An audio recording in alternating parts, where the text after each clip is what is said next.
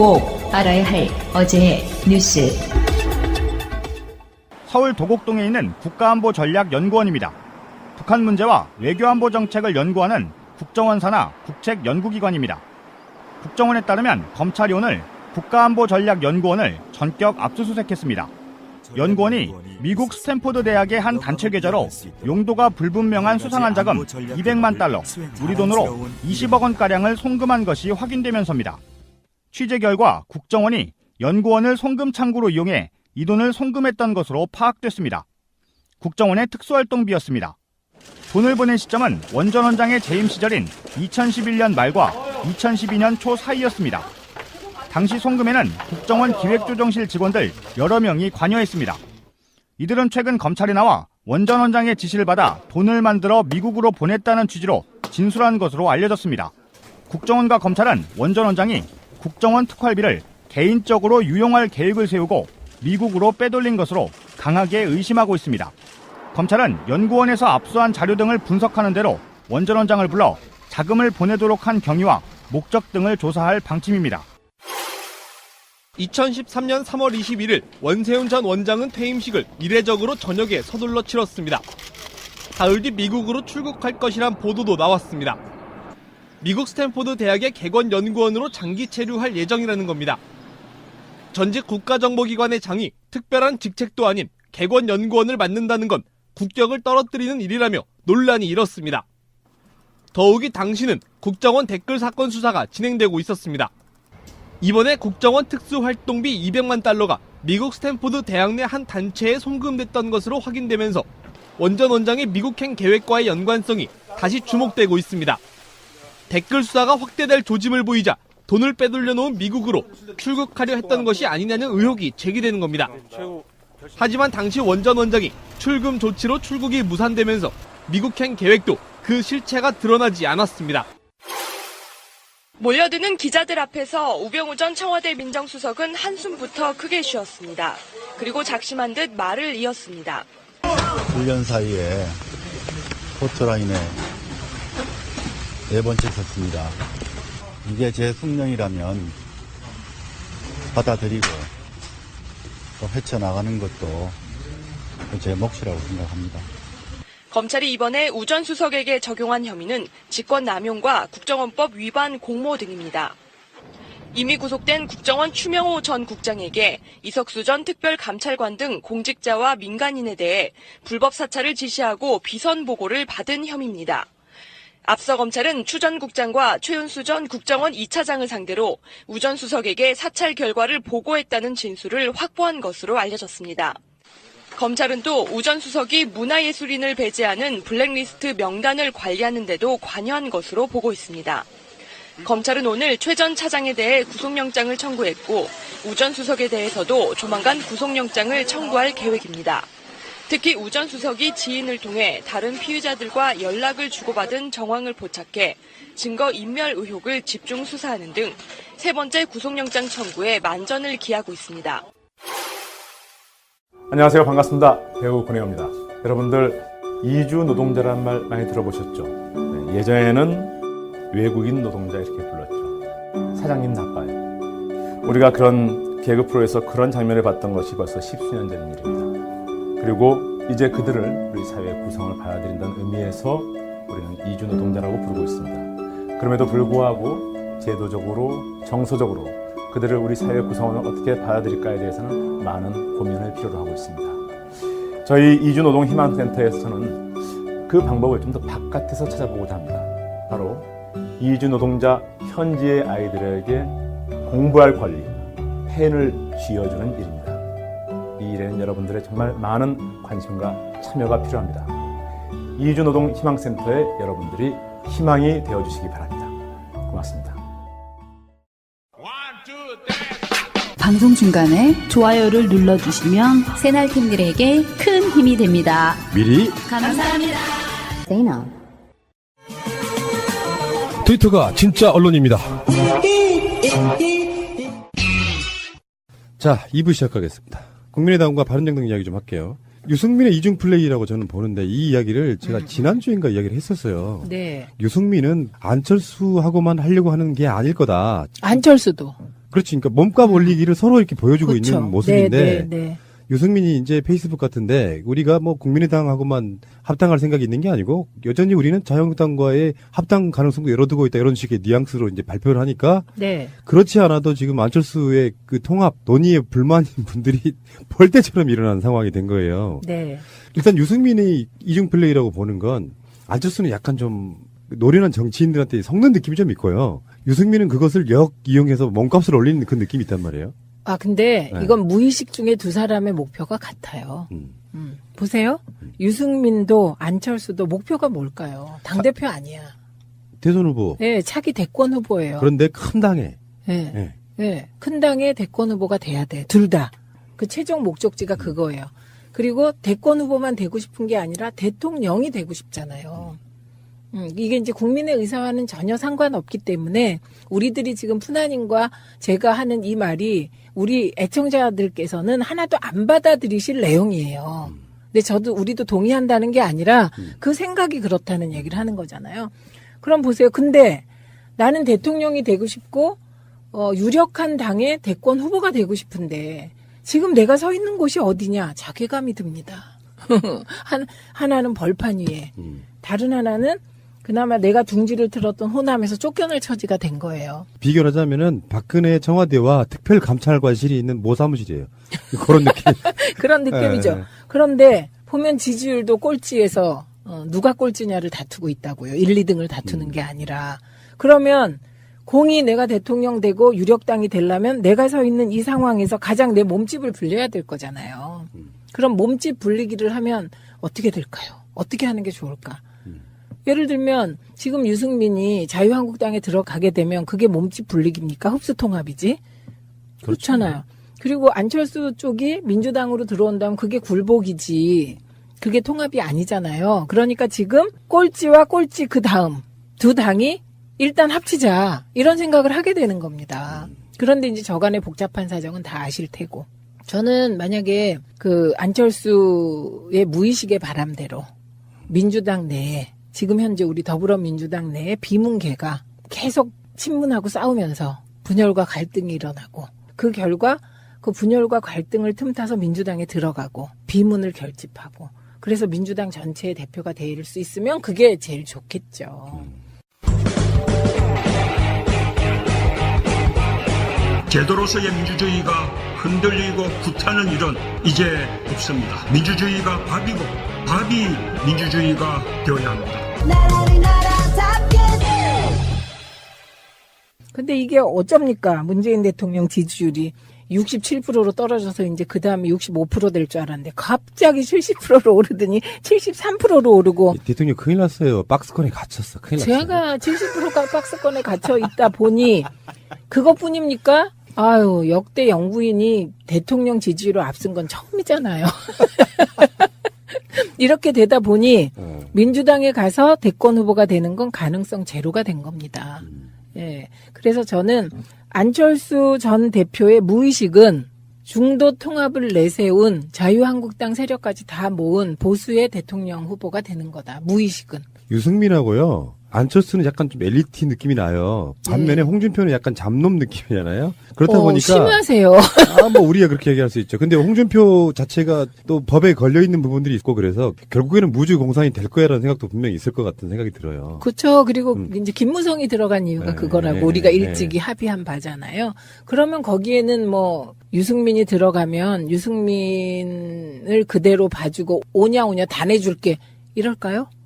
거기도 또 나름 나는 잠룡이다 많거든요. 잡룡이 아니고 잠룡. 잠수에 있는 예. 물 밑에 있는 예. 용들이 많거든요. 그러니까 보세요. 지금 말씀하신 게 어쨌든 자유한국당이 무주공산이 된다. 이 가능성이 몇 프로나 돼요. 한 달 내에 몇 프로. 지금 당장은 없죠. 없다니까요. 그러니까 이게 기다려야 돼. 그런데 기다리다 보면 지지율이 점점 떨어져서 바른정당과 국민의당은 그냥 지지율 2, 3%가 될 수도 있는 거잖아요. 그러니까 우선 그걸 막기 위해서 합쳐야죠. 논란이 있더라도 이슈의 중심에 있다는 것 자체는 정치인들한테 좋은 거잖아요. 그렇죠. 네. 잊혀지지 않으니까요. 그래서 저는 결국 유승민과 안철수는 목표가 같다. 그래서 같이 간다. 그러면 국민의당은 분열을 겪을 것이다. 분열의 시기는 민주당이 결정할 것이다. 저는 그게 조금 달라요, 생각이. 어떤 부분? 어떤 부분이 다르냐면 얼마 전까지는 피상적으로 국민의당이 당 깨지겠네 이렇게 생각했는데 생각보다 바로 그 말씀인데 민주당이 어떻게 하느냐에 따라 달라지겠지만 그렇죠. 네. 민주당이 지금처럼 됐어 좀 부족해도 우리는 지금 우리끼리 간다 이런 느낌으로 주고 있으면은 막 지지고 볶는 척해도 실제로 탈당자 수는 많지 않을 거다. 저는 그렇게 생각하거든요. 탈당이 될 경우 많지 않을 거다. 이것도 일반적으로 맞는 말인데 그런데 이제 한번 생각해 보세요. 호남에서 뭔가를 도모하는 분들이 민주당 안 들어오고 될까요? 그러면 그분들은 어떤 그 원심력을 가지고 움직일까요? 탈당한 사람들 못 들어와. 이렇게 막으면 못 들어오는 거잖아요. 그렇죠. 근데 그것도 이제 우리에게 가장 중요한 거, 민주당이 지금 가장 중요한 건 지지자와 권리당원입니다. 그래서 우리는 지지자와 권리당원이 가리키는 쪽으로 갈 수밖에 없어요.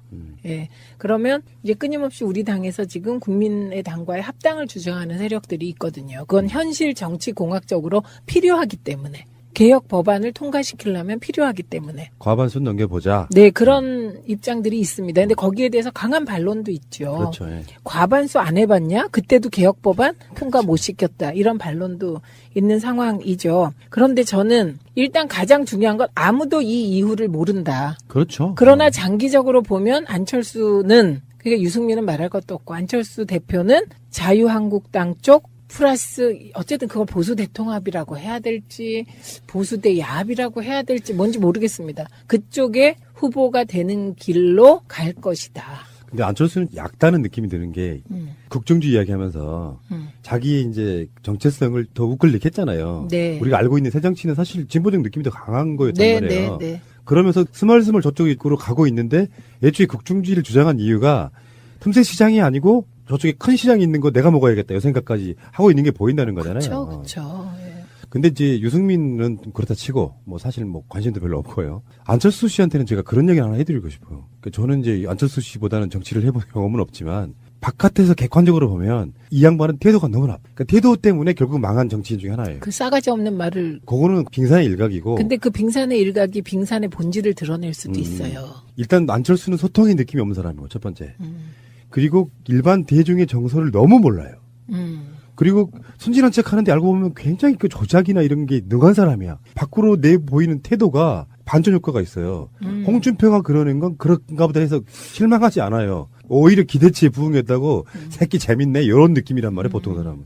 근데 안철수는 순진한 듯한 얼굴로 더 어마어마한 것들을 보여주니까 그 태도 때문에 곧 망한다 이렇게 보는 거예요. 저 다 동의하면서요. 혹시 안철수 대표는 내가 하면 이 모든 게 새정치다 이렇게 생각하지 않나 그런 생각이 듭니다. 어느 날 제가 안철수 씨를 보고 느끼는 게 그런 느낌이었거든요. 정말 독불장군 스타일이구나. 다른 이야기인데요. 비유를 들자면 이런 거예요. 언젠가 정권교체 이후에 제가 엄청나게 비난을 받은 적이 있어요. 악플로 한 2, 3일 동안을. 아, 왜요? 뭐 이유는 뭐 까먹었는데 저는 잘 그렇지. 까먹어요. 까먹어야 돼 이런 걸 하지. 까먹어야 돼. 예. 예. 내가 평소에 생각해왔던 것들을 이야기를 했는데 굉장히 한 3, 4일 동안 악플이 달리더라고. 2, 3일 동안. 좀 서운하더라고요. 내 생각이 진정성을 사람들이 오해하고 있구나. 근데 유시민 작가가 까이는 거 보고 강경화 때 엄청 까였죠. 까이는 거 보고 시대가 이렇게 바뀌었구나. 유시민이 까일 정도면 뭐 나는 고맙구나. 이런 생각이 들었단 말이에요. 그러니까 관점을 안철수 씨도 그런 이야기를 드리고 싶은 거예요. 오기로 하는 정치들이 있잖아요. 네. 막 비난이 쏟아지면 자기가 생각을 바꿔야겠다라는 생각을 안 하고 그 생각들에 대해서 계속 대치를 하면서 더 안 좋은 꼴을 보여주면서 자기 자신의 지지자들 정말 한 줌도 안 되는 지지자들만의 열광적인 반응을 끌어내는 정치인은 절대 크게 성공할 수 없다. 저는 그때 그걸 봤거든요. 그래서 비난이든 비판이든 간에 남들이 누군가가 나를 공격할 때는 이유가 있을 거야라는 생각에 뭔가 자기 행동을 고쳐줘야 돼요. 근데 그게 전혀 없는 사람이에요. 네. 핵동의. 잠시 후에 오겠습니다. 의원님의 이제 전공 이야기 좀 해야겠죠. 네. 지상파 3사에 관련되어 있는 뉴스가 지금 같은 한날 한시에 쭉쭉쭉 나오더라고요. 그래서 네. 하나씩 한번 짚어보자고요. SBS의 신동욱 전 앵커. 이분이 TV조선의 메인 뉴스로 갔어요. 그 전원책 변호사가 물러난 것 같아요. 사실 TV조선도 전원책을 메인 앵커로 기용했던 게 사실 파격이긴 했잖아요. 그때도 파격이었는데 별로 평가가 안 좋았던 것 같아요. 이쪽 저쪽에서 다. 일단 전달력 좀 떨어지고 이미지도 별로 안 좋고 이런 측면도 있었을 거라고. 원래 그 양반이 기자 특혜 이런 개념으로 들어간 거죠. 네. 프리랜서 기자인데 네. 특혜인데 이 앵커 이런 거 원래 앵커라는 개념을 조금 다 아시겠지만 사실 앵커는 엄밀히 따지면 기자가 하는 게 일단 맞고요. 그렇죠. 그리고 그 기자들 중에 대장급 되는 사람이 모든 뉴스를 편집하고 취합해서 자기가 뉴스를 끌어가는 거. 이런 관점으로 봐야 되는데 외부에서 들어온 일종의 게스트 같은 사람이 앵커를 끌어가는 것 자체가 일단 말은 안 되는 건데. 예, 그때 그게 되게 파격이었는데 그렇게 할 수밖에 없는 TV조선의 조건이나 이유가 있었죠. 예, 총선에서 패배하고 이제 대선에서까지 이제 그 자유한국당이 패배하면서 TV조선이 되게 위기의식이 컸던 것 같습니다. 일종의 이제 내부 혁신이었구나, 그것도. 네, 일종의 혁신이었던 거예요. 그런데 별로 좋은 평가를 안 받았죠. 그런데 이 신동욱 이분이 앵커 그냥 어떤 그 하드웨어 쪽으로만 보면 그렇게 나쁘지 않은 사람인데, 하드웨어로만 보면 발음이라든지 이런 전달력도 좋은 편인데. 근데 문제는 이분이 그 논두렁시계 보도했던 바로 그 앵커잖아요. 그렇죠. 이게 중요한 거예요. 논두렁시계를 보도한 기자만을 탓하면 안 되는 거예요. 예, 앵커가 우리가 이제 지난번에 그 사망한 김지혁이 나왔던 마지막 프로가 있잖아요. 아르곤. 거기에 보면 앵커가 사실은 아이템부터 뭐 방향부터 같이 다 의논하잖아요. 예, 근데 저는 신동욱이 TV조선 간다 이 얘기를 딱 들었을 때 첫 번째 떠오른 게 뭐냐? 논두렁시계 앵커네? 이거였거든요. 그게 저만 그랬을까요? 이 사람이 2005년부터 SBS 메인 뉴스 앵커를 6년 동안 했거든요. 네. 방송국 시스템, 방송사의 시스템으로 가보면 너무나 당연한 거죠. 기자가 물어와서, 이거 특종이다 이렇게 하면 되는 게 아니라, 야, 이거 가짜뉴스일 가능성이 있어. 걸러내고 이런데, 정반대로 추동했을 수도 있죠. 이거 취재해와. 국정원과 검찰과 연관성이 있었다고 하면 악의적으로 보도한 거에는 이 사람의 책임이 기자보다 훨씬 큰 거죠. 이 사람의 책임도 크고요. 그 당시에 SBS 상황. 그러면 더 위에서 관여했을 그렇죠. 수도 있고. 지금 그 당시 사장이 국정원과 연관성이 있다는 보도도 있었으니까요. 그리고 이명박 청와대 비서실장으로 또. 그러네요. 네, 그런 연계가 있습니다. 그러니까 저는 결국은 자기 자리 찾아가는구나. 그러니까요. 네, 그런 생각이었고요.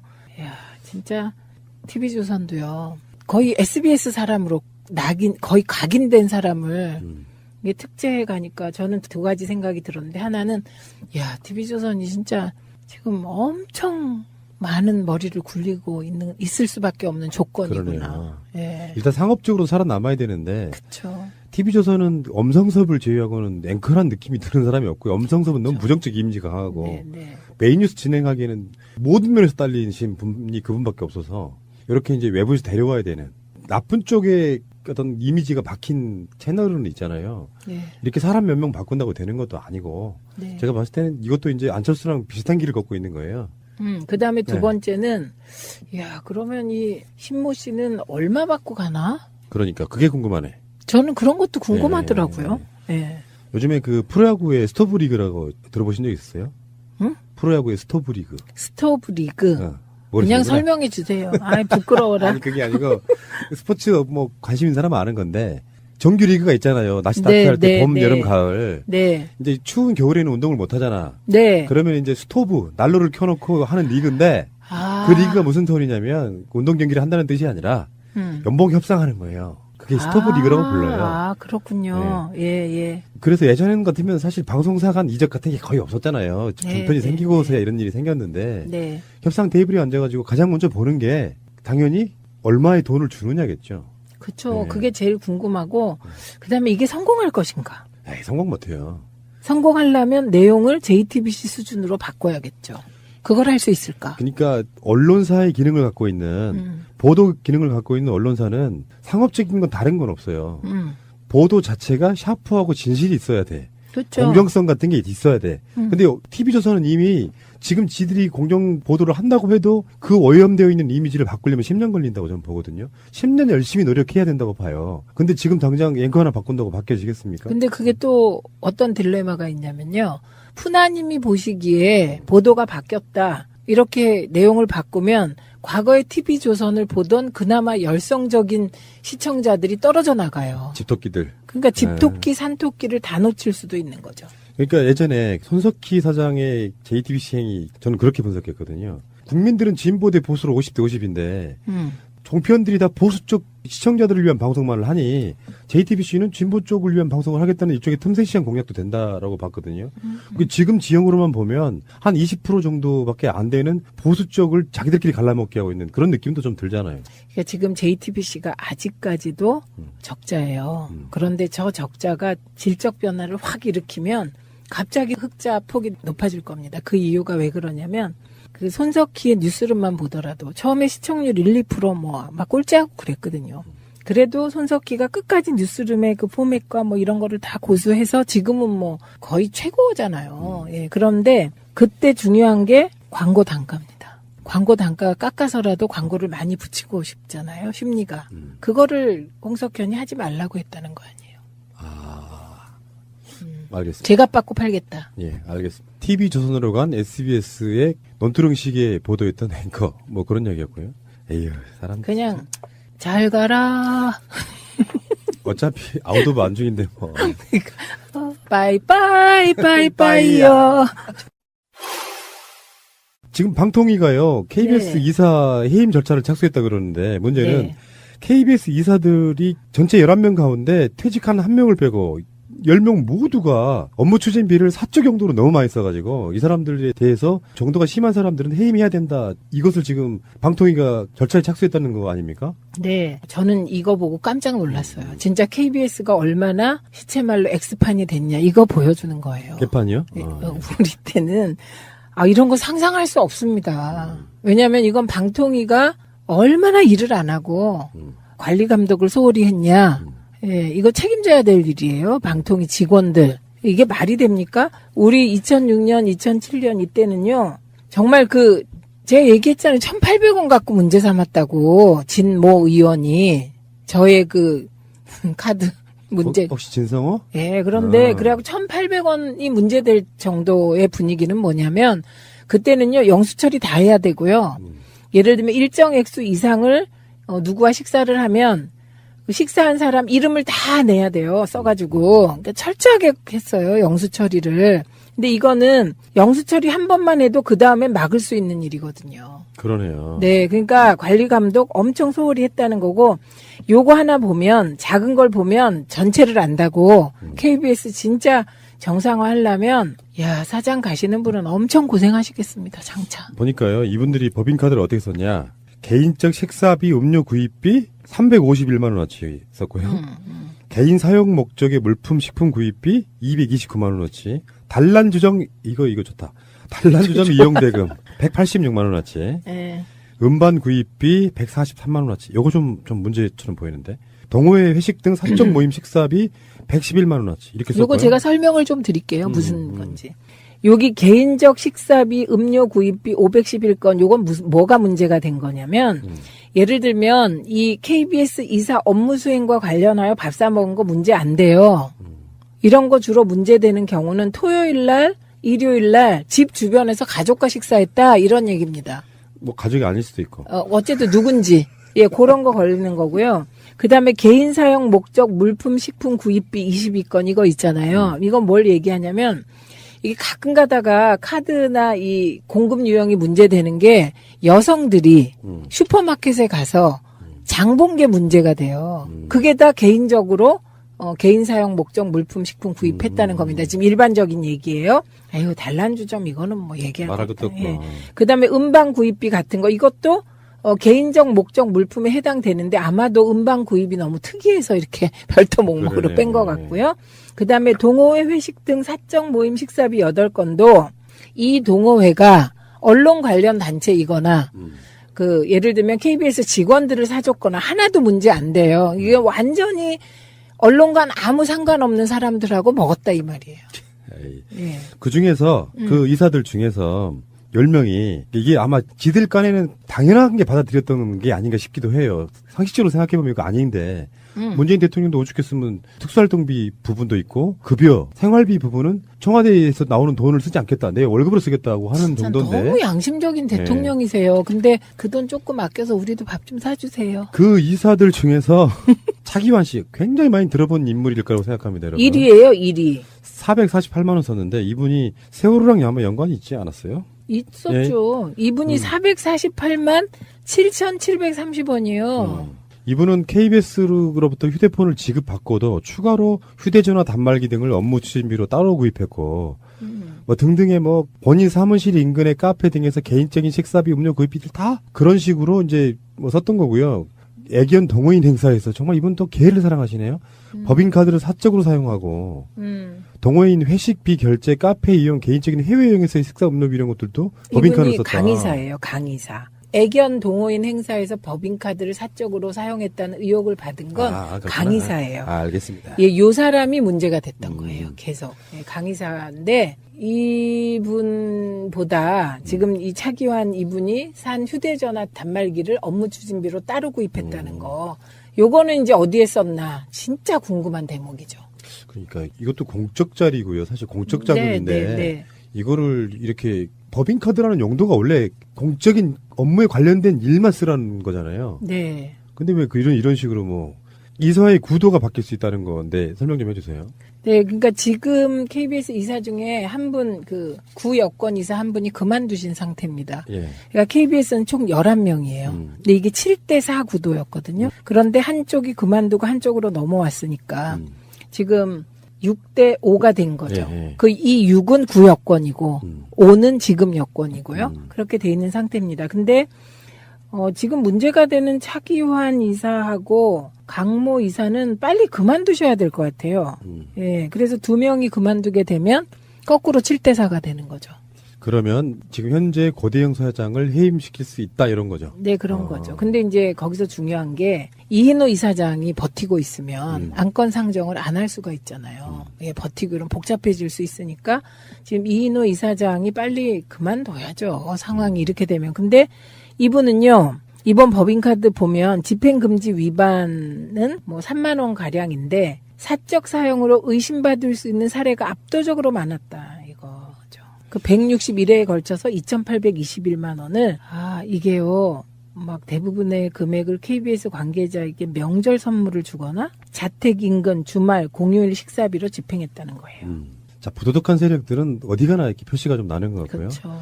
SBS, KBS까지 왔습니다. MBC는 더 심각합니다. MBC의 총 임원 수가요, 11명이래요. 사장 포함해가지고. 네. 그 11명이 절반이 넘는 7명이 휴대폰을 파쇄했어요, 최근에. 하드디스크 전용 파쇄기라는 게 있는데, 이게 1,800만원짜리래요. 요거를, 핸드폰을 최근에 산 것들 노동부로부터 이제 부당 노동행위로 검찰 수사를 앞두고 있다 보니까, 핸드폰을 파쇄하고 해서 누구냐면, 일단 김장겸은 당연하고요. 네. 백종문 전 부사장, 최기화 사장 직무대행, 다음에 오정환 보도본부장, 김도인 편성제작본부장, 김성근 방송인프라본부장, 윤동열 미디어사업본부장 이런 사람들이 다 핸드폰을 파쇄해놓고 돌렸다면 상식적이지 않잖아요. 네. 상식적이지 않고 우리가 영화에서도 늘 보는 거 아닌가? 이게 영화에서 보면요. 우리는 이게 뭔가 구린 사람들이 뭐가 나올 수 있다고 보세요? 일단 저는 지금 MBC 김장겸 등에 대해서 혐의를 두고 있는 사안이 있습니다. 그가 부당 노동 행위인데요. 저는 그거보다 더 큰 건 청와대와 자주 소통한 기록이 아닐까 추측해 봅니다. 가장 중요한 부분이구나. 네, 저는 그거라고 생각합니다. 근데 이거는 포렌식으로도 안 되죠. 파쇄해버리면. 통화 기록은 남아있지 않나요? 그 통화 기록이 기간이 있어요. 1년인가 그 기간 안에는 복구할 수 있을 것 같습니다. 이거 범죄 혐의에 대한 수사니까. 이를테면은 박근혜 국정농단에 있을 때에 청와대 홍보수석이나 이런 사람들하고 네. 통화한 기록 같은 게 있다면? 있지 않을까 싶고요. 그 다음에 가장 우리가 지금 이상하게 생각했던 이석수 특별감찰관과 조선일보 기자가 대화한 그 감청 기록이 있었잖아요. 그게 MBC에서 보도를 했어요. 그게 MBC에서 보도했잖아요. 네. 그러면 그게 보도되는 과정이 여기 어딘가 핸드폰에 있을 것 같은 추측이 듭니다. 국정원과 한몸이 돼서 MBC 내부 정보를 넘겼던 전영배 사장이 보도본부장으로 재직할 당시에 정치부장이 김장겸 전 사장이었다. 이런 얘기를 이제 MBC 세노 쪽에서 이야기를 했던 것 같고요. 자, MBC 얘기를 하는 김에 조금만 더 하면 지금 13명이 지원했대요, 사장 공모에. 그래도 이름은 한번 쭉 불러보죠. 자, 13명 후보는 누굽니까? 13명의 후보는 김정특 전 EBS 이사, 김유선 전 한국방송광고공사 공익광고협의회 위원, 박신서 전 방송통신심의위원회 심의위원, 송기원 MBC 논설위원, 송일준 MBC 심의국 라디오 심의위원, 오용섭 청년관계토 설립운영자, 윤도한 전 MBC 보도국 LA 특파원, 이우호 전 MBC 논설위원 실장, 임정환 전 MBC 보도 MPS 준비센터장, 이문식 전 MBC 논설위원, 최승호 뉴스타파 PD, 최영근 전 초록뱀 미디어 대표, 최진용 전 제주 MBC 사장. 이상입니다. 그리고 이제 많이 거론됐던 손석희, 정찬영, 성경환 이런 분들은 출마 안 한다고 하고요. 이분들 중에 우리 의원님께서 아는 분들 꽤 되시죠? 네, 이 중에 좀 주목해서 봐야 될 분이 송일준. 지금 여기에는 MBC 심의국 라디오 심의위원으로 돼 있는데 이 송일준 PD는 그 PD 수첩, 알죠. PD 저널리즘의 핵심이고요. 그다음에 윤도한 전 MBC 보도국 LA 특파원은 이제 MBC 내에서 MBC 내 그 보도국 기자들 중에 개혁적인 성향이 뚜렷한 사람이죠. 그다음에 이후호 전 MBC 논설위원 실장은 지금은 논설위원 실장으로 이렇게 되어 있는데 뭐 최문순 시절에 MBC 보도국에서 중요한 역할을 했던 분이고요. 그다음에 최승호 PD는 뭐 설명할 필요가 없을 것 같고, 그다음에 여기 보면 최진용 전 제주 MBC 사장 있잖아요. 네. 요 최진용 PD가 이제 PD 저널리즘의 세 축 중에 한 명입니다. 그때 황우석 그 사태 때 최승호, 최진용, 그다음에 한학수 요 근데요, 맥이었거든요. 지금 여기에 비교되는 어떤 상황이 어떤 거냐면 YTN의 사장 공모랑 좀 닮아가는 과정이 있을 수도 있잖아요. 예를 들어서 개혁적인 사람이 사장이 되면 좋은데 YTN은 물론 뭐 주주 문제나 이런 것들이 있어서 참신하거나 개혁적이지 않은 인물이 뭐 사장이 돼서 좀 말이 많았는데 MBC도 그럴 가능성이 있습니까? 없습니다. 전혀 없습니까? 네, 제로입니다. 왜냐하면 지금 MBC는 YTN하고 좀 달라요. 과정이. 그 YTN의 경우는 정권 교체가 되자마자 YTN 내부에서 신속히 내부적 합의로 사장이 물러났고, 예, 그리고 남아있는 그 YTN의 간부들과 그 구성원들이 이제 사장 추천위원회를 구성해서 같이 이제 지금 일을 추진했던 거고요. 그리고 그 사이에 뭐 청와대 개입론이 있는데 사실 묵은이고요. 근데 지금 MBC의 경우는 여기까지 온 것이 MBC 내부 구성원들의 파업으로 온 겁니다. 예, 그렇기 때문에 MBC 내부 구성원이 동의하지 않으면 여기는 내부에서 심각한 내부 갈등이 일어날 수 있기 때문에 예. 무엇보다 박문진 이사들이 그 이 사실을 잘 알고 있기 때문에 그럴 가능성은 제로입니다. 다만 지금 여기 쭉 열거된 송일준, 윤도한, 이후호, 최승호, 최진용 이런 분들이 다 같이 일했던 분들이에요. 예, 그러니까 이 중에 누가 더 적격인가를 놓고 내부 구성원과 박문진 이사들이 심사숙고를 해서 결정할 거라고 봅니다. 이 방송 나가는 30일 날 최종 후보자가 발표된다 그러고요. 12월 7일 날 새 사장이 확정된다 그러는데 3명으로 압축을 해서 다시 심사를 하는 뭐 이런 과정이 있나 봐요. 네. 알겠습니다. 방송 3사 공적인 전파를 사용하는 공영방송 개념이 있어야 되는 거잖아요. SBS도 저는 공공지를 사용하는 느낌에서는 다 개혁의 대상이라고 저는 보는데, 어쨌든 간에 방송 3사의 빠른 개혁, 국가 정상화 중에 가장 중요한 축이 될 것 같다 생각이 듭니다. 국민들은 국가의 존재 이유가 무엇이냐고 물었습니다. 어려울 때 국가가 지켜주고 있다는 믿음을 주어야 그것이 국가의 존재 이유입니다. 자, 재밌는 얘기 좀 하고 가겠습니다. 네. 이 두 인물인데요. 일단은 그렇지 않아도 방송에서 유효대 이현주 관종 마케팅으로는 미래 없다 이런 제목의 방송을 내보낸 적이 있어요. 망언으로 뜨는? 네, 노이즈 마케팅이라고는 하지만 그렇게 말 붙이기도 좀 네. 아까운 그런 인물들인데 최근에 곡감 논쟁이 있었어요. 그러니까 김정숙 여사가 곡감을 널어놓고 독서 보이는 모습을 올렸는데 저걸 김정숙 여사가 직접 깎았겠어? 그래서 깎고 있는 사진을 공개를 했더니 동영상 공개 이런 식이에요. 그러면서 뭐 이죽거리면서 예. 그렇게 할 일이 없냐라든지 등등의 그런 거 있거든요. 사람과 사람 사이에도 이렇게 빈정거리면서 말꼬리 잡고 계속 늘어지면서 자기가 잘못했다는 부분에 대해서는 전혀 이야기하지 않는 그런 유형이 있는데, 제가 그래서 이거를 의원님께 질문 좀 드려보려고 했어요. 아무리 정치인들이 그 사회적으로 관심 받고 뭐 그런 건 좋지만 그렇게까지 욕을 먹으면서도 해내는 것을 뭐라고 설명해야 돼요? 그게 이게 이제 적절하지도 않기도 하고 적절한 비유이기도 한데, 예를 들면 제가 19대 때 일할 때, 그리고 지금도 마찬가지인데 조중동이 욕을 하잖아요. 언론 그 지면으로. 그럼 엄청 당사장 기분 나쁘거든요.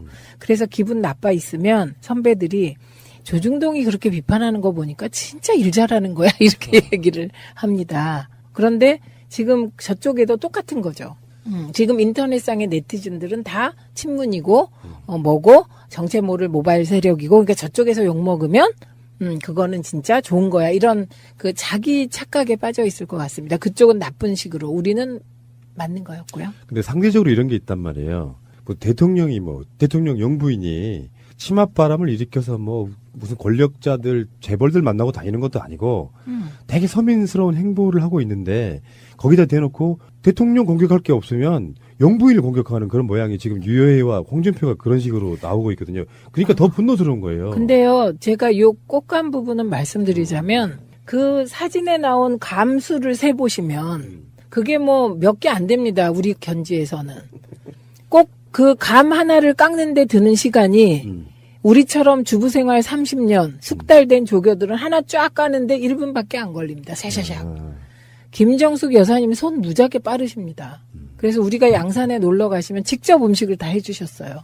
그래서 제가 배운 음식도 있어요. 딱 자기 수준에서 하는 얘기예요. 그러니까 진짜 감을 안 깎아본 건 유효했다. 전 이렇게 본다는 말씀을 지금 드리는 겁니다. 전당대회부터 막 신발 벗고 막 노래 부르고 하면서 그때까지는 그래도 네, 관심을 받았는데 그쵸. 이분이 이제 그 흔히 말해서 관종 마케팅을 좀 특별히 느끼고 있는 거예요. 관심 쏟아지고 사실 지금 자유한국당의 최고위원들 중에서 이렇게 언론에 주목을 받는 사람 이 사람밖에 없어요. 그러니까 점점 간땡이가 커져가는 거예요. 하다못해 어떤 컨텐츠가 있고 어떤 준비를 해왔다고 자기가 임종석 실장이 서울시장 나가면 지도 나간대.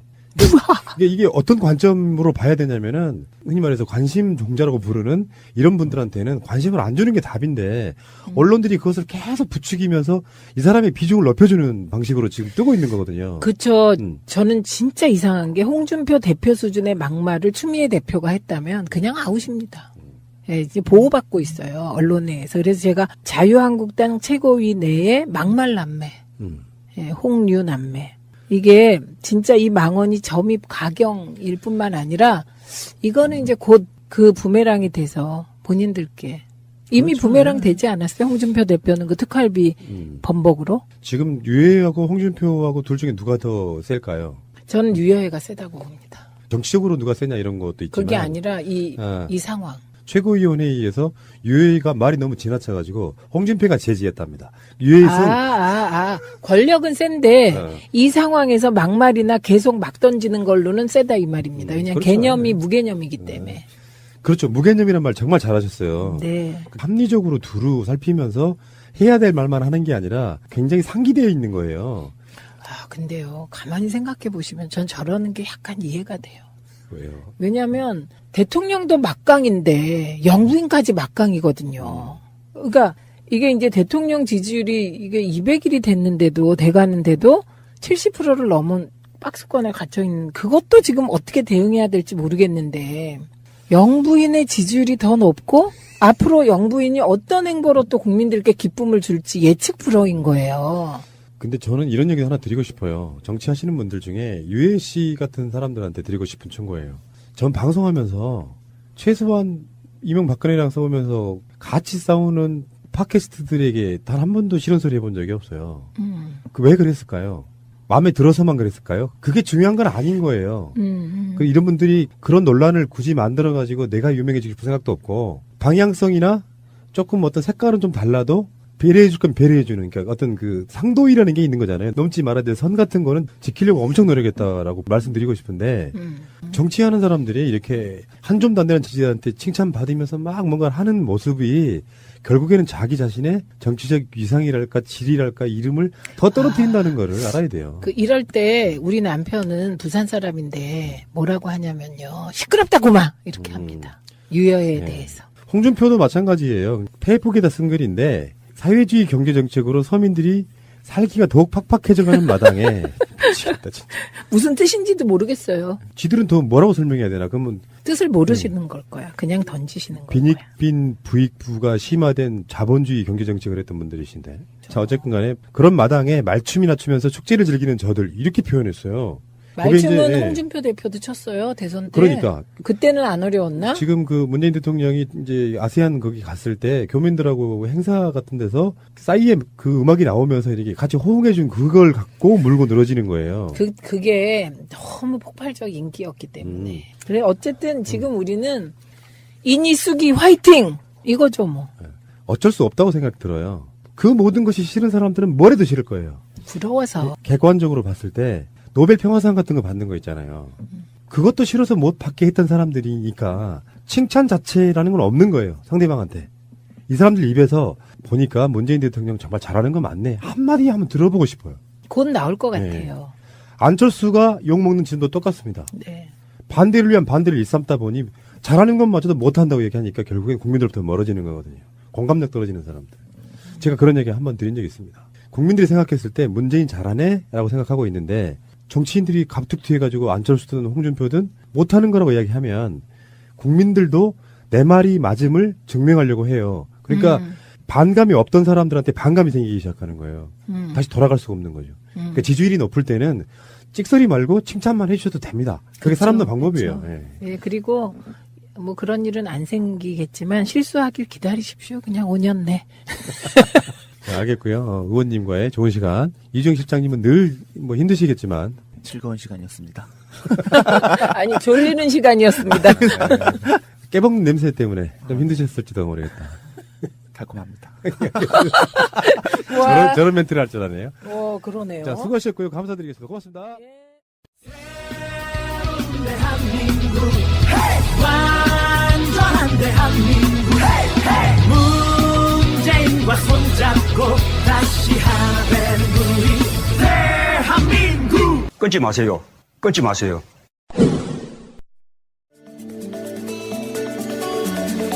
당신은 신을 믿습니까? 안 알려줌. 원래 그 방송적으로 그렇게 하는 게 제일 좋아요. 제 이야기 끝에 결과는 나올 텐데, 그러니까 제가 당신은 신을 믿습니까라는 주제를 듣고 하고 싶은 이야기가 너무 많아서 어떤 이야기를 할까 고민하다가 옛날에 라이벌 이런 거 할 때는 할 얘기가 없다고 막 고민하시더니 이거는 할 얘기가 많으신 거예요. 제일 편한 이야기. 그러니까 제가 종교를 만나서 종교하고 이별하게 된 이야기. 그게 좋을 것 같았어요. 네. 저는 어렸을 때 꿈이 과학자인 어린이였거든요. 그래서 제가 읽었던 책의 대부분은 과학자의 위인전이거나 자연과학 잡지, 뭐 뉴턴 과학 동화 이런 게 이제 주로 보는 이제 그런 일종의 덕후스러운 측면이 있는 어린이였어요. 그런데 제가 초등학교 때 큰 누나가 되게 큰 병을 앓아가지고 되게 심각한 수술을 몇 번을 했는데 그 과정에서 누나가 세례를 받았어요. 그래서 천주교를 믿게 됐죠. 그래서 그 세례를 받고 누나가 이제 건강해졌거든요. 그러니까 그 영향으로 작은 누나도 성당을 다니고 엄마도 성당을 다니고 아버지도 성당을 다녔는데 나는 그게 너무 못마땅했어요. 딱히 뭐 그게 그러니까 우연의 일치같이 보이는 거죠. 그러니까 그게 성당을 다녔기 때문에 병이 나았다라는 게 저는 이해가 안 되는 거예요. 그게 몇 살 때였어요? 그때가 5학년, 6학년 그 정도였죠. 그래서 저는 우리가 누나를 위해서 성당을 간다는 생각을 못 하고 그러니까 누나가 좋아하면은 가줄 수도 있는 거잖아요. 못해 빠진 거지. 뭐 지 인생 뭐 지가 다니다가 지가 나왔겠지. 내가 왜? 이런 아이였는데 어느 날 중학교 때였어요. 중학교 2학년 때. 어릴 때도 의심이 많았네. 중학교 2학년 때 집에 혼자 있었어요. 어느 날 주말에 집에 혼자 있었는데 집에 수녀님한테 전화가 왔어요. 수녀님이 뭐하니? 그러길래 집에 있죠. 그러면 뭐 큰 누나는 뭐 없어요. 작은 누나는 없어요. 엄마는 아무도 없어요. 혼자 있는 거야? 예, 그러니까. 그러면 심심하면 성당에 놀러와 그러는 거예요. 성당에 가면 뭐 줄 거예요? 물어보니까 맛있는 거 준다는 거예요. 그래서 예 하고 그냥 성당에 갔거든요. 저 혼자 갔어요. 그래서 그때 수녀님이 과일이랑 뭐 이렇게 과자 같은 걸 같이 먹으면서 책을 한 권 주셨는데 그게 성경책이 아니라 교리서였어요. 이거 보면 재밌다고. 그러니까 그 수녀님 뭐 제 이야기를 들었겠죠. 이게 학교에서 이렇게 책 읽는 거 좋아하고 그런 애다라고 하니까 어려운 책 아니었었어요? 그 아이한테는? 모르겠어요. 그러니까 그 교리서를 주셨어요. 그래서 이거 재밌다고 읽어보라고 하시는 거예요. 그래서 이제 거래가 이루어진 거잖아요. 내가 가면 맛있는 걸 준다. 약속했고. 실제로 맛있는 걸 줬잖아요. 그럼 또 제가 또 뭔가를 보답을 해야 될 거 아니에요. 제가 할 수 있는 건 이 책을 읽어주는 것밖에 없잖아요. 알겠습니다 하고 집에 가서 그 책을 읽어봤어요. 겁나 재밌는 거예요. 오. 진짜 너무 이렇게 좀 충격적이었어요. 그러니까 과학 덕후로서 어떤 우주, 어떤 이 세계가 작동하는 어떤 원리에 대해서 너무 명쾌하게 설명이 되어 있는 거예요. 그 교리서에는. 이거야. 멋진데? 그래가지고 그 다음날 다시 성당을 갔어요. 수녀님, 이거 괜찮은데요? 다음 편 주세요. 네, 네. 그러면 다음 편 뭐 있어요? 그러니까 그러면 다음 주 토요일에 와. 이렇게 된 거예요. 그렇게 이제 매주 주말마다 내가 갔던 곳이 나중에 알고 보니까 예비자 교리 코스였던 거예요. 그래서 성당에서는 코스가 있거든요. 세례를 받기 전에 6개월 정도 교육을 받아야 돼요. 근데 그게 어린아이들도 그걸 받아요? 예, 다 해요. 나이 상관없이 무조건 그 교리 코스를 밟고 나서 그 어느 정도 성경 지식이 이게 형성이 됐다고 판단될 때 세례를 주거든요. 그래서 그때 곧 중학교 2학년 때 처음에 세례를 받았어요. 저는 동기 자체가 너무 재밌어서 시작했기 때문에 교리 공부를 정말 열심히 했거든요. 그래서 그 도시에서 열리는 교리 경시 대회 그런 것도 있었어요. 거기 나가고 막 이렇게 입상을 하지 못했지만 거기에도 막 출전을 하고 할 정도로 교리 공부를 열심히 했거든요. 그렇게 고등학교를 가고 나서 이게 교리 공부를 계속 하다 보니까 이렇게 평생 사는 것도 괜찮겠다는 생각이 들었어요. 헐. 그래서 이제 거의 뭐 신부님처럼. 예, 신부님하고 수녀님이랑 상담을 했죠. 난 이게 좀 더 전문적으로 깊이 있게 공부하고 싶다. 그러니까 당연히 좋아하실 거 아니에요, 그분들은. 그래서 그분들이 이제 그 고등학생들을 대상으로 운영하는 예비신학 학교라고 있어요. 주말에만 운영하는. 그래서 토요일 오후 저녁하고 일요일 하루 종일 강의하고 체험 다니고 뭐 이렇게 하는 코스가 있거든요. 그러니까 신부님 되기 전 단계 과정인 거예요. 그러니까 그 일종의 그냥 신학교 가고 싶은 아이들을 모아가지고 이게 오냐오냐 해주는 거예요. 쉽게 이야기하면. 나는 그냥 신부님 할 때 보통은 이제 교리 이런 것도 중요하지만은 여자한테 관심이 있니 없니? 없는데요. 아주 좋다. 네. 빨리 배워. 이럴 줄 알았더니 이게 아니네. 그런 건 여자한테 관심이 없다는 건 대부분 100명 중에 99명은 거짓말이에요. 관심이 없을 수가 없지. 이 성장 호르몬이 막 미쳐 날뛰는데 막 어떻게 그럴 수가 관심은 있겠어요. 있지만 그거보다는 이게 교리 배우는 걸 더 좋아하는 사람들이 해야 된다. 재미있고 그때는 그게 훨씬 더 가치 있는 일로 보였어요. 그래서 이제 3년 동안 굉장히 열심히 하다가 어느 날 의문을 품게 됐죠. 저는 이제 가톨릭 교리에서는 이 죄의 목록들이 있습니다.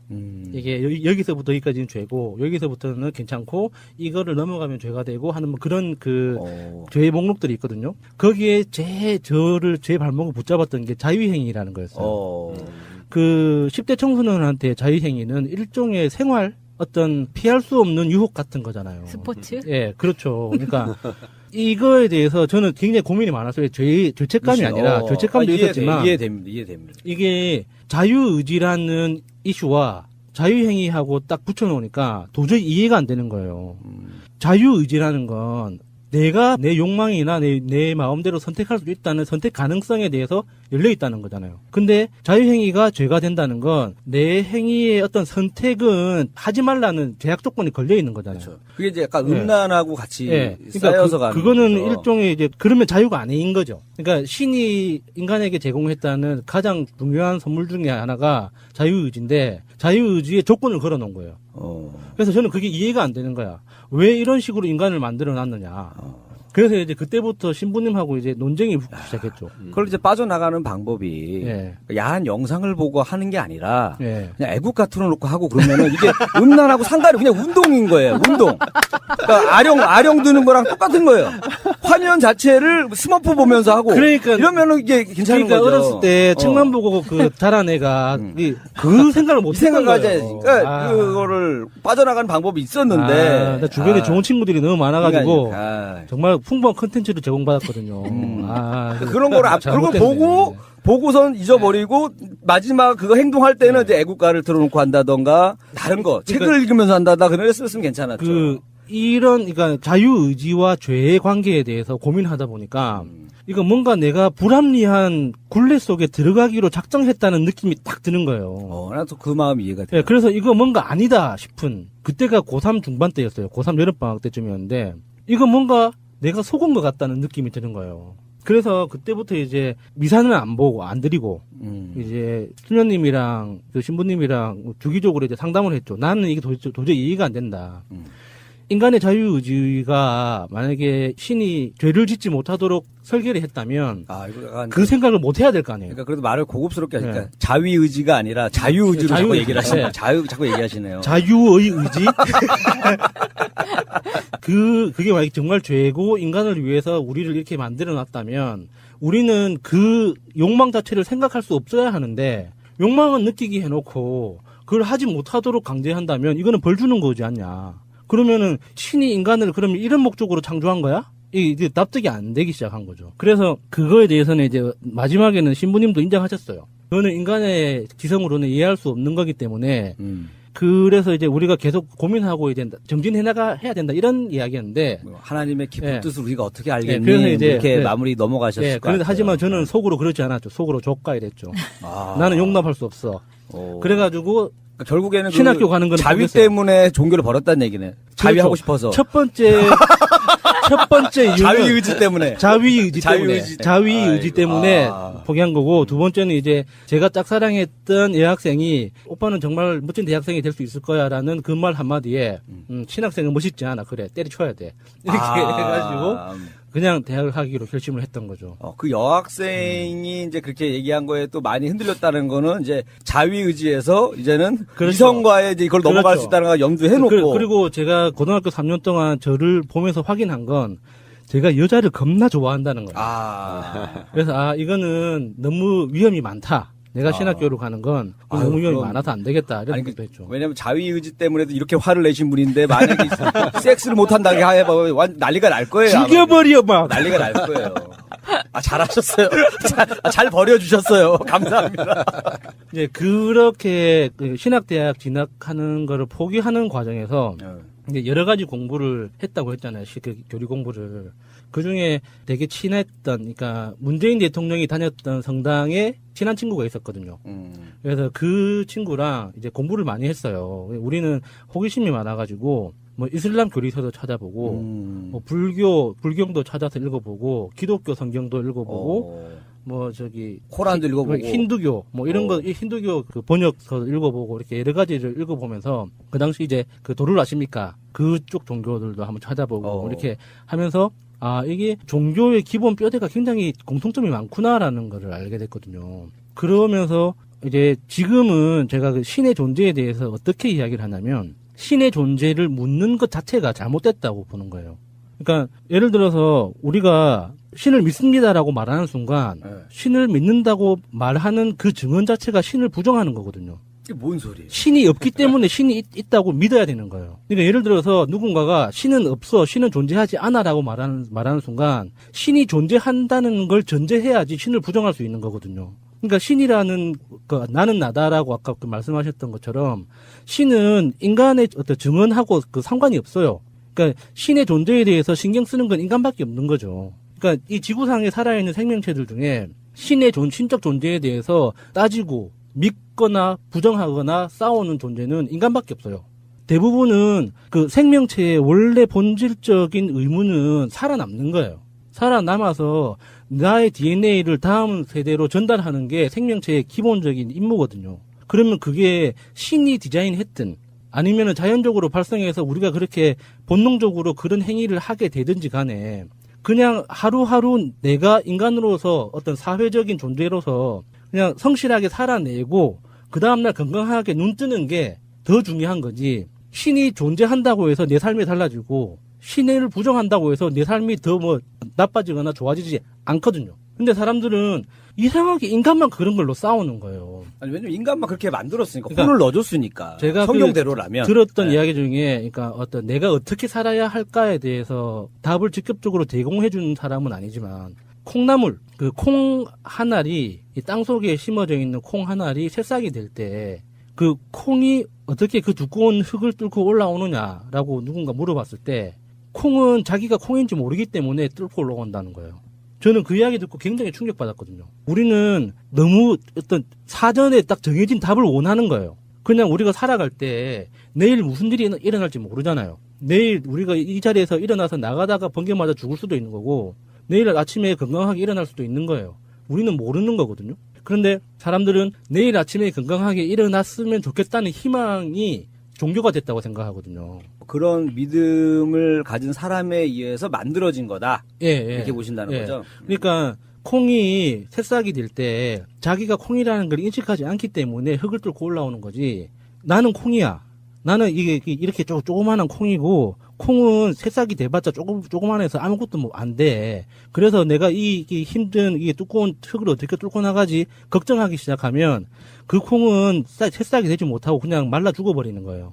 그래서 저는 종교에 대한 논쟁을 만날 때마다 항상 그 일화를 떠올리거든요. 종교에 대해서 우리가 싸우는 것보다 그 사람이 믿는 종교의 모습이 무엇인지 물어보는 게 훨씬 더 친하게 접근할 수 있는 방법이에요. 예를 들어서 이리 씨가 믿는 종교의 모습하고 제가 경험했던 종교의 모습하고 다르거든요. 그러면 우리가 다르기 때문에 너하고 나하고 달라요. 네가 각자 살아. 이게 아니라 이리 씨는 어떻게 그러면 만나게 됐어요? 아, 거기는 그렇게 생겼구나. 이렇게 서로를 알아가면서 그렇구나라고 인정하면 되는 거지.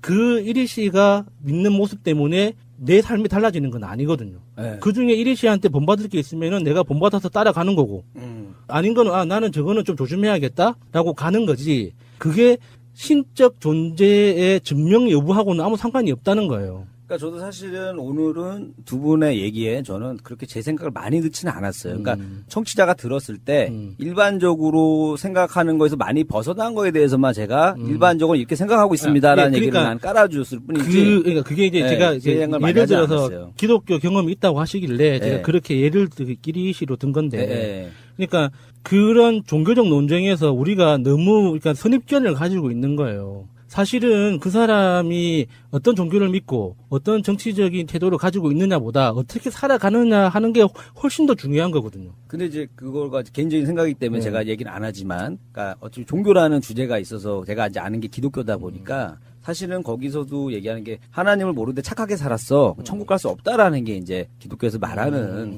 그거란 말이에요. 네. 그래서 맞아요. 그거는 이제 구원에 대한 거를 하고 그다음에 행동으로도 그렇게 살아야 천국 간다 이렇게 돼 있거든요.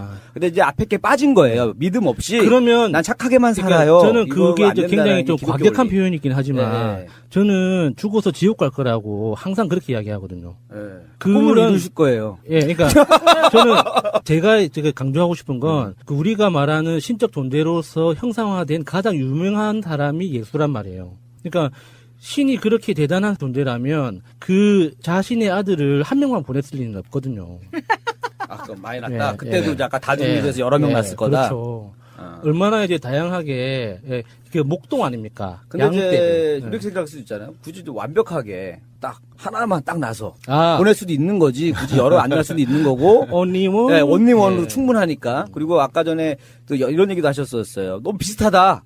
뭐 비슷하지 않냐 이렇게 얘기하시지만 교리가 거의 비슷하다고 하지만 난 이런 생각도 들어요. 오리지널이 하나가 있으면 예를 들어서 아디다스 신발이 있으면 아디도스도 나오고 좋은 걸 보고 따라 만드는 경우도 많습니다. 이렇게 또 그렇게도 접근할 수 있는데 제가 이 자리에서 이야기하고 싶었던 건 우리가 언어의 속성인 거예요. 우리 인간의 사고방식의 속성상 어떤 걸 선택하면 어떤 걸 포기할 수밖에 없는 거거든요.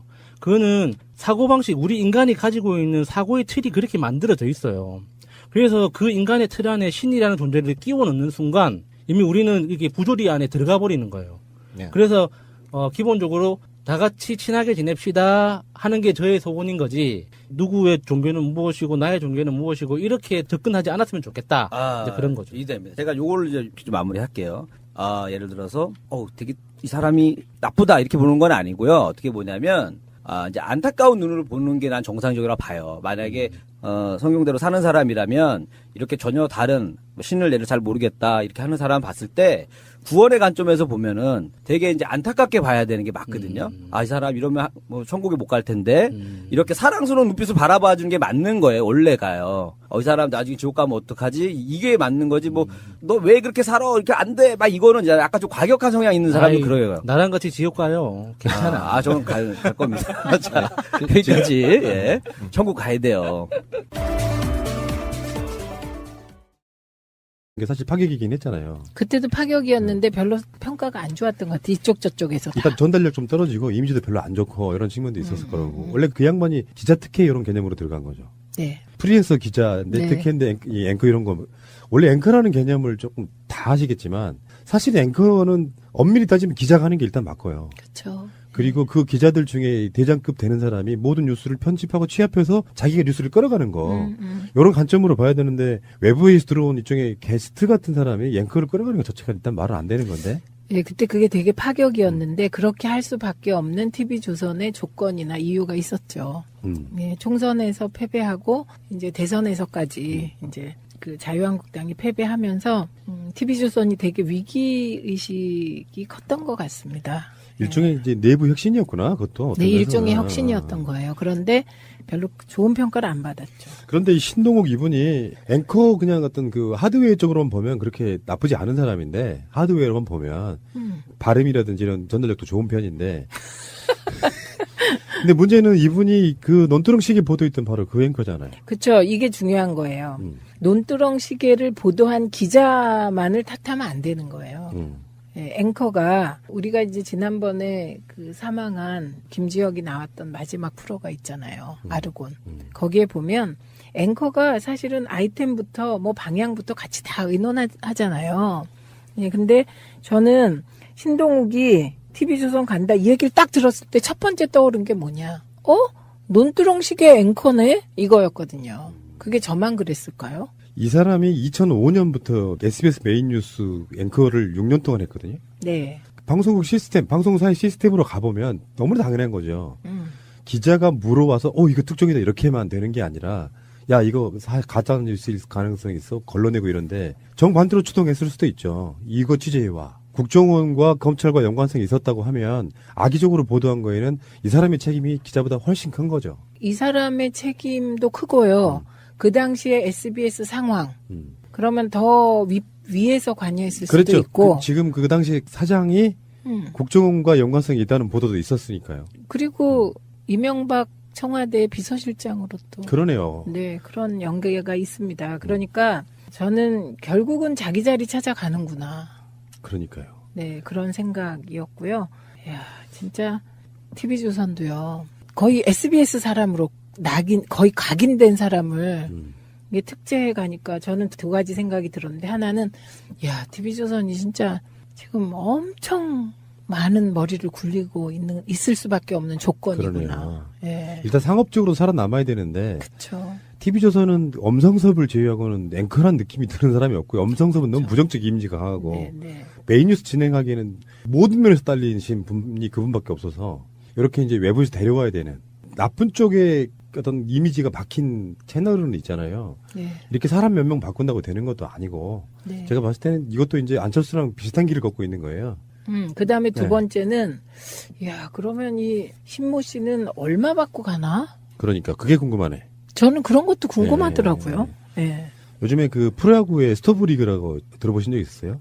응? 프로야구의 스토브리그. 스토브리그. 그냥 모르시는구나. 설명해 주세요. 아이, 부끄러워라. 아니, 그게 아니고, 스포츠 저는 만약에 그 안철수의 무의식의 바람대로 민주당 내에 지금 현재 우리 더불어민주당 내에 비문계가 계속 친문하고 싸우면서 분열과 갈등이 일어나고 그 결과 그 분열과 갈등을 틈타서 민주당에 들어가고 비문을 결집하고 그래서 민주당 전체의 대표가 될 수 있으면 그게 제일 좋겠죠.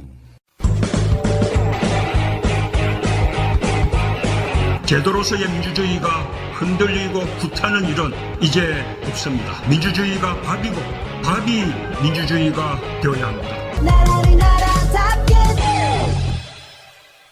근데 이게 어쩝니까? 문재인 대통령 지지율이 67%로 떨어져서 이제 그 다음에 65% 될 줄 알았는데 갑자기 70%로 오르더니 73%로 오르고. 대통령 큰일 났어요. 박스권에 갇혔어. 큰일 났어요. 제가 70%가 박스권에 갇혀 있다 보니 그것뿐입니까? 아유, 역대 영부인이 대통령 지지율을 앞선 건 처음이잖아요.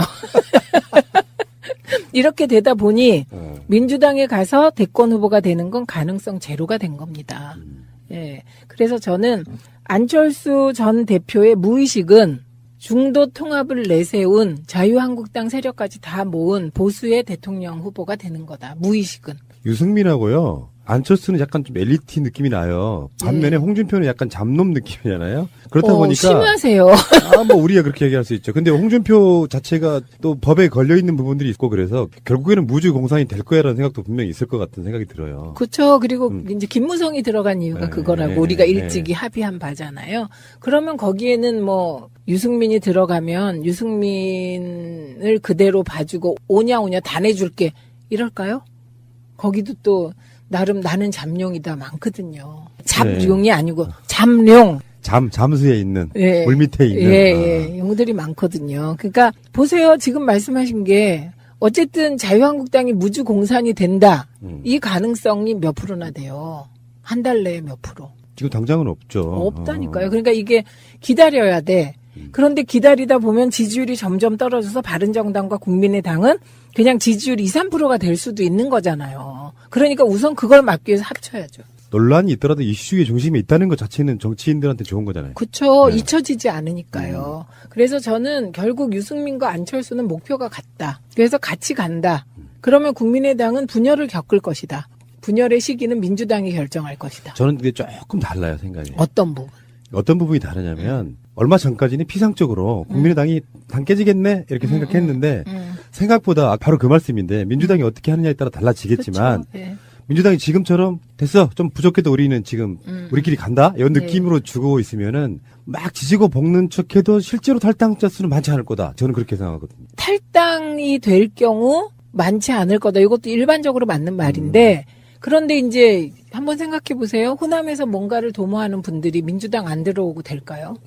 그러면 그분들은 어떤 그 원심력을 가지고 움직일까요? 탈당한 사람들 못 들어와. 이렇게 막으면 못 들어오는 거잖아요. 그렇죠. 근데 그것도 이제 우리에게 가장 중요한 거, 민주당이 지금 가장 중요한 건 지지자와 권리당원입니다. 그래서 우리는 지지자와 권리당원이 가리키는 쪽으로 갈 수밖에 없어요.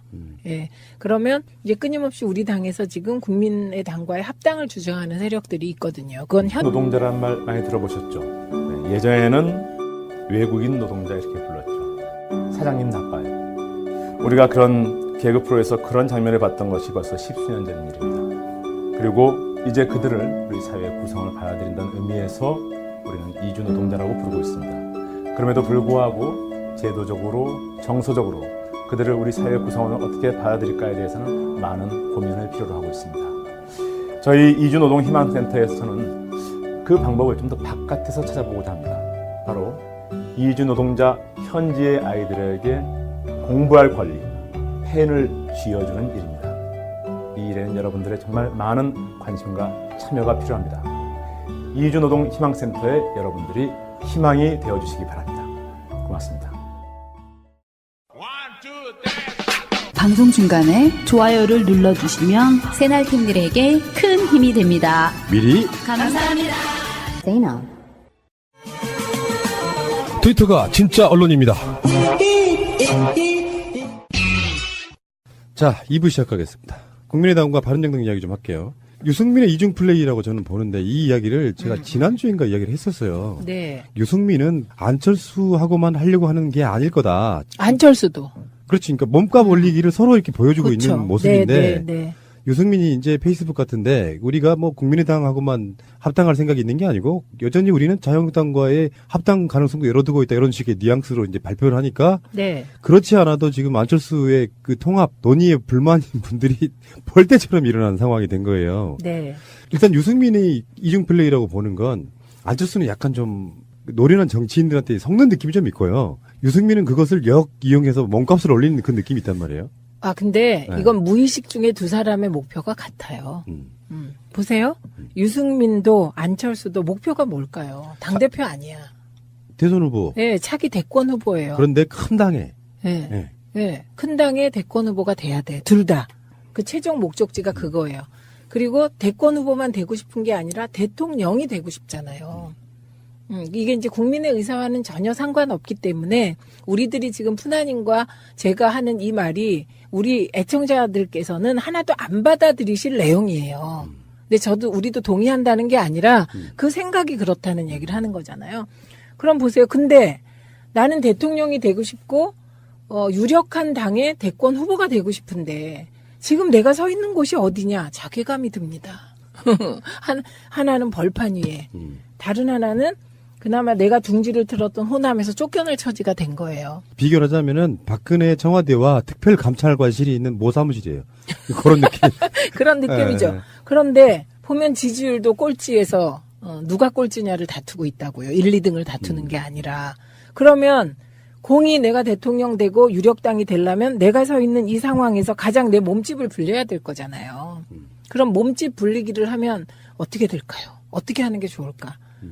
예를 들면 지금 유승민이 자유한국당에 들어가게 되면 그게 몸집 불리기입니까? 흡수통합이지? 그렇잖아요. 그리고 안철수 쪽이 민주당으로 들어온다면 그게 굴복이지. 그게 통합이 아니잖아요. 그러니까 지금 꼴찌와 꼴찌 그 다음 두 당이 일단 합치자 이런 생각을 하게 되는 겁니다. 그런데 이제 저간의 복잡한 사정은 다 아실 테고. 꼭 알아야 할 어제의 뉴스. 서울 도곡동에 있는 국가안보전략연구원입니다. 북한 문제와 외교안보 정책을 연구하는 국정원사나 국책연구기관입니다. 국정원에 따르면 검찰이 오늘 국가안보전략연구원을 전격 압수수색했습니다.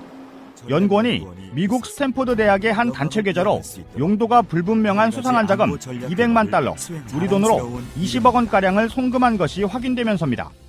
취재 결과 국정원이 연구원을 송금 창구로 이용해 이 돈을 송금했던 것으로 파악됐습니다. 국정원의 특수활동비였습니다. 돈을 보낸 시점은 원전 원장의 재임 시절인 2011년 말과 2012년 초 사이였습니다.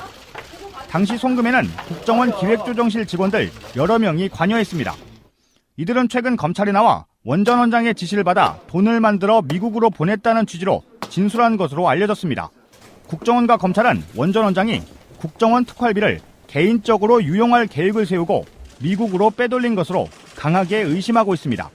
검찰은 연구원에서 압수한 자료 등을 분석하는 대로 원전 원장을 불러 자금을 보내도록 한 경위와 목적 등을 조사할 방침입니다.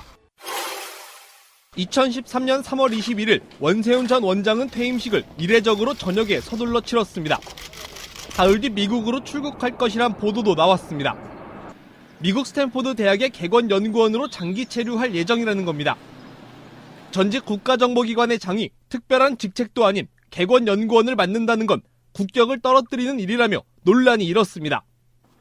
더욱이 당시는 국정원 댓글 사건 수사가 진행되고 있었습니다. 이번에 국정원 특수활동비 200만 달러가 미국 스탠포드 대학 내 한 단체에 송금됐던 것으로 확인되면서 원전 원장의 미국행 계획과의 연관성이 다시 주목되고 있습니다. 댓글 수사가 확대될 조짐을 보이자 돈을 빼돌려 놓은 미국으로 출국하려 했던 것이 아니냐는 의혹이 제기되는 겁니다. 하지만 당시 원전 원장이 출금 조치로 출국이 무산되면서 미국행 계획도 그 실체가 드러나지 않았습니다. 몰려드는 기자들 앞에서 우병우 전 청와대 민정수석은 한숨부터 크게 쉬었습니다. 그리고 작심한 듯 말을 이었습니다. 1년 사이에 포토라인에 4번째 섰습니다. 이게 제 숙명이라면 받아들이고 또 헤쳐나가는 것도 제 몫이라고 생각합니다. 검찰이 이번에 우 전 수석에게 적용한 혐의는 직권남용과 국정원법 위반 공모 등입니다. 이미 구속된 국정원 추명호 전 국장에게 이석수 전 특별감찰관 등 공직자와 민간인에 대해 불법 사찰을 지시하고 비선 보고를 받은 혐의입니다.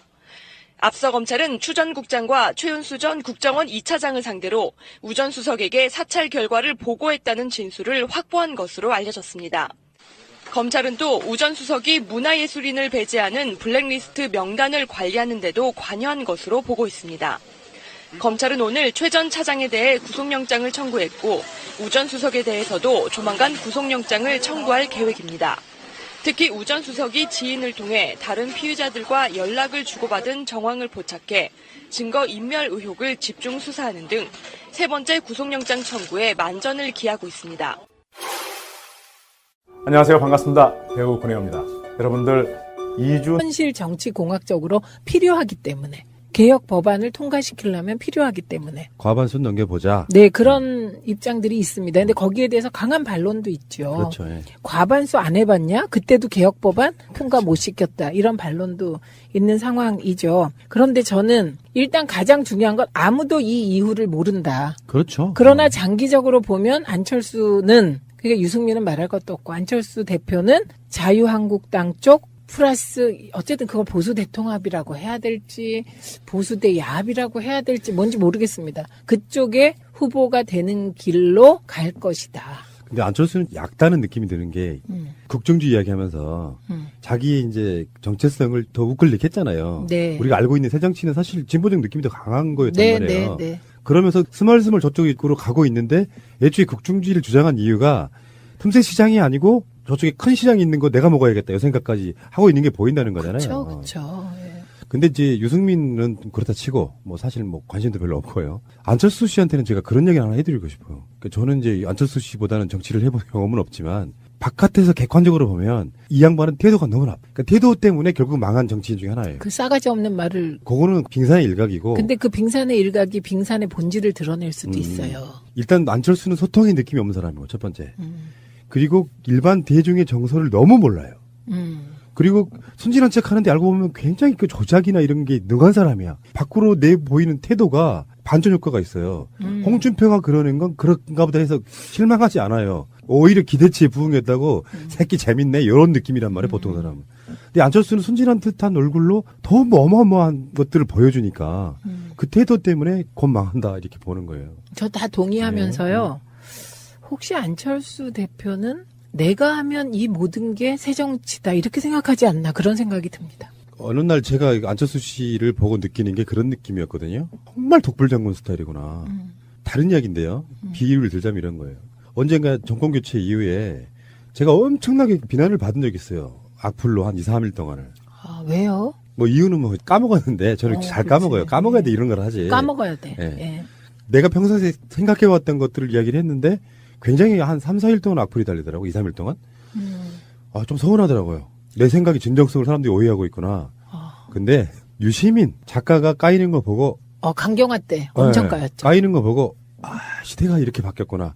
유시민이 까일 정도면 뭐 나는 고맙구나. 이런 생각이 들었단 말이에요. 그러니까 관점을 안철수 씨도 그런 이야기를 드리고 싶은 거예요. 오기로 하는 정치들이 있잖아요. 네. 막 비난이 쏟아지면 자기가 생각을 바꿔야겠다라는 생각을 안 하고 그 생각들에 대해서 계속 대치를 하면서 더 안 좋은 꼴을 보여주면서 자기 자신의 지지자들 정말 한 줌도 안 되는 지지자들만의 열광적인 반응을 끌어내는 정치인은 절대 크게 성공할 수 없다. 저는 그때 그걸 봤거든요. 그래서 비난이든 비판이든 간에 남들이 누군가가 나를 공격할 때는 이유가 있을 거야라는 생각에 뭔가 자기 행동을 고쳐줘야 돼요. 근데 그게 전혀 없는 사람이에요. 네. 핵동의. 잠시 후에 오겠습니다. 의원님의 이제 전공 이야기 좀 해야겠죠. 네. 지상파 3사에 관련되어 있는 뉴스가 지금 같은 한날 한시에 쭉쭉쭉 나오더라고요. 그래서 네. 하나씩 한번 짚어보자고요. SBS의 신동욱 전 앵커. 이분이 TV조선의 메인 뉴스로 갔어요. 그 전원책 변호사가 물러난 것 같아요. 사실 TV조선도 전원책을 메인 앵커로 기용했던